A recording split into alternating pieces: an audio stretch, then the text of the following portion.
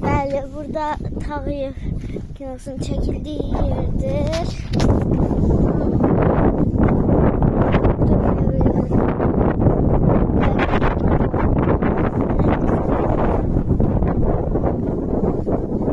Neyse girebilirim neler var.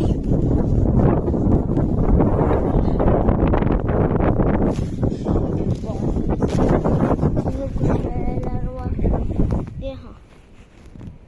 Deməli, burada belə çəkiliş içində hesab edilib. Neyse.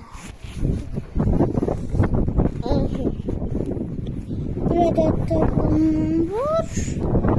Bilmədim nədir. Burada soba var. Nədir tıkıltıyır? Ha, ora. Deha, bu da sobadır. Deyəsən, partlama oldu. Tağıyev şeyində. Hər nədirsə, nə bilməyib, bu ev, deyəsən evdir, partlayıbdır.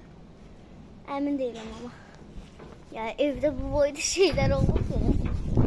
Hər nəysə, indi Qobustan qayalarını sizə göstərəcəm.